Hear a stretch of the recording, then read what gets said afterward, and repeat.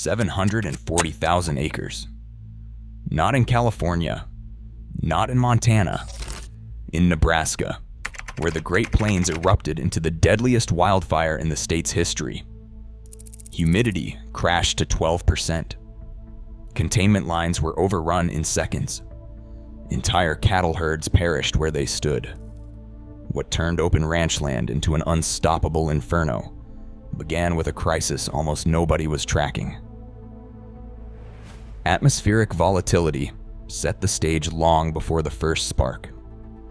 In early March, Nebraska's skies turned into a laboratory for extreme fire weather.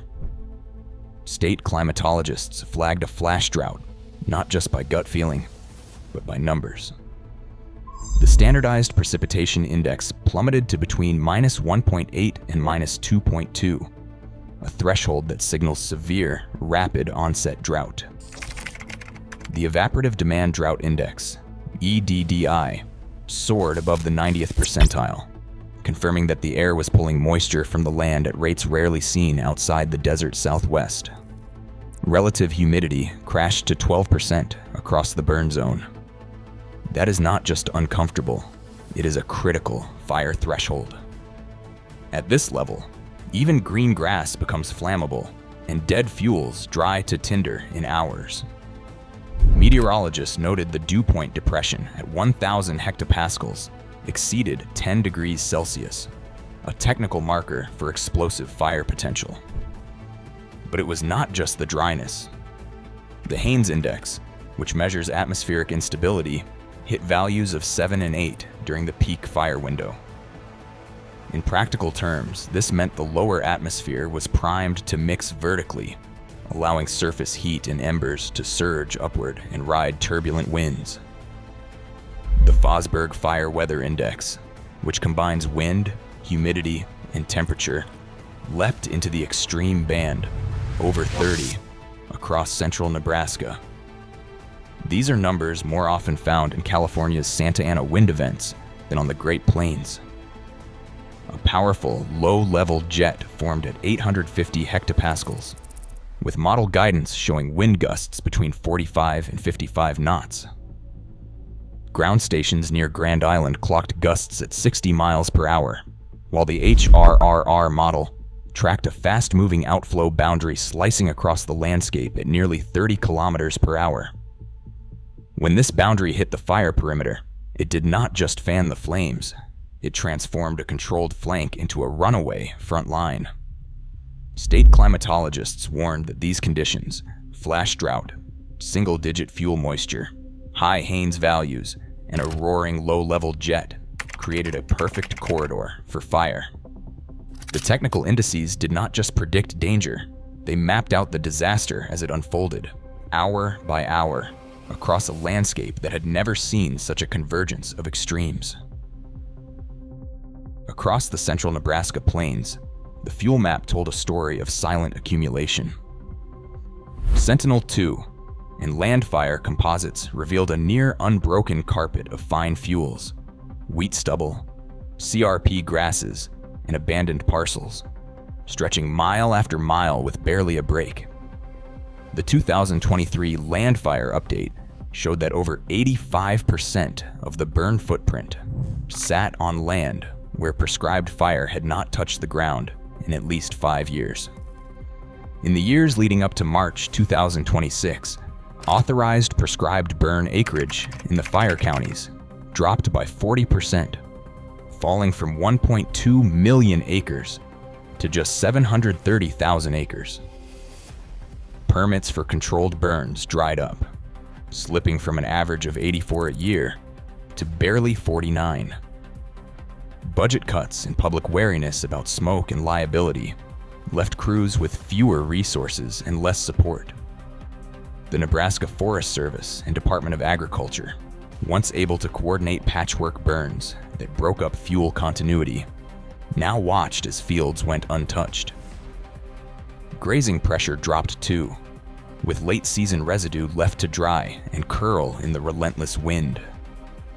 Marginal cropland, abandoned after years of drought, filled in with dense mats of cheatgrass and perennial stems, fuel that held almost no moisture when the flash drought hit.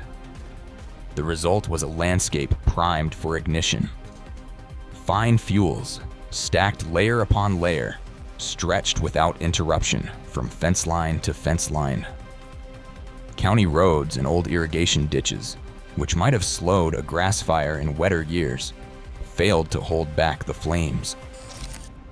Drought had softened canal banks, letting embers skip across what should have been natural fire breaks. In post-fire assessments, investigators counted dozens of spots where wind-driven embers leapt over roadways and ditches, landing deep in fields that had not seen a burn or a mower in years. The lack of prescribed fire did not just add fuel, it removed the natural breaks that once kept wildfires in check. Instead of a patchwork of burned and unburned ground, the fire found a continuous runway. When the wind picked up and humidity crashed, there was nothing to stop the flames from running unchecked. The landscape's potential energy, built up over seasons of mist burns and residue accumulation, was about to turn kinetic. With each mile of unbroken grass, the odds of building a successful containment line shrank. Fire crews would soon face a moving front that did not pause for roads, canals, or even the boundaries between counties. At 5:57 in the evening, the wind didn't just pick up, it shifted. A wall of outflow, clocked at over 30 meters per second, barreled across the open prairie and collided with the fire's southwest flank. Fire crews had spent the afternoon reinforcing hand lines, banking on a steady wind direction in the hope that fuel breaks would hold. In less than 5 minutes, those assumptions collapsed. The outflow front, visible as a rolling dust surge, slammed into the perimeter. What had been a controlled flank instantly became a new headfire. Flames that had been crawling leapt forward, overtopping hand lines and torching dry grass in a single sweeping motion. The incident meteorologist radioed a gust reading of 60 miles per hour from the southeast. Spot fires ignited up to 2 miles ahead, carried by embers that rode the turbulent surge. The Nebraska Incident Management Team, monitoring from a mobile command post, had to make a call. The voice of Chief Kessler cut through the static. "We are pulling everyone back. This is going to be a bad morning." Crews scrambled to withdraw, abandoning containment lines as the fire's rate of spread doubled in under 15 minutes. The operational plan, built on hours of work and acres of bulldozed line, was now irrelevant. The wind shift had turned tactics into triage. As the outflow advanced, the fire front widened into a crescent, swallowing fence lines, roads, and irrigation ditches. Every natural and man-made barrier failed in sequence. Firefighters who had been flanking the western edge found themselves boxed in, forced to retreat north and east as the front overtook their position. The incident management team ordered a full tactical withdrawal. For the first time, the fire was not just outpacing suppression, it was dictating the terms of engagement. The landscape, primed by drought and loaded with fine fuel, offered no resistance. The wind shift had delivered a single, decisive moment, the breaking point.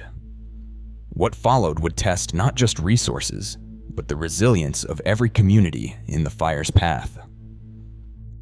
Tom Baker stands in his ruined pasture, boots sinking into ash where grass once fed his herd. 30 cattle lie motionless, lost not to fire, but to the heat and smoke that swept through in less than an hour. In a shaky phone video, Tom's voice is raw. He says, "We moved what we could. The rest just dropped." The fire did not just claim animals. It wiped out the year's feed, burning 200 acres of alfalfa and leaving nothing for the spring calves. Across Arthur and Morrill counties, ranchers faced the same devastation. County extension offices, already stretched, were hit with a surge of calls. In the first day after the wind shift, requests for emergency feed tripled. Extension agents tried to coordinate hay deliveries, but closed roads and thick smoke slowed everything.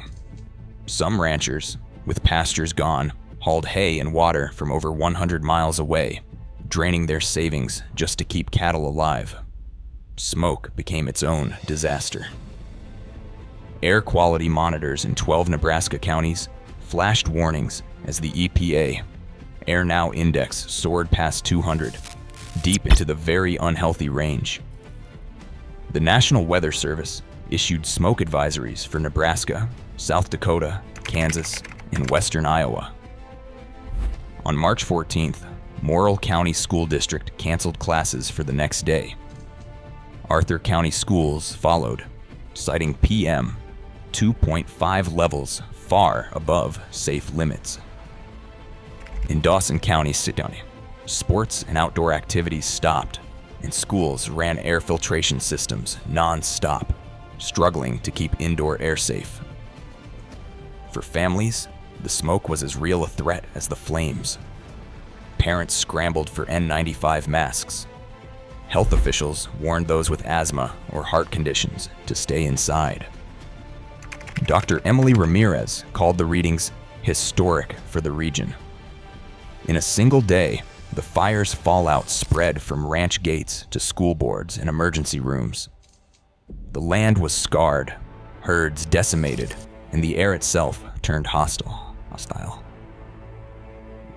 Right now, Nebraska's charred landscape is a warning. As flash droughts and fuel buildup accelerate across the plains, megafires are no longer distant threats. They are local emergencies. This wildfire redrew the map of risk. The next ignition is only a season away. What happens then is up to us.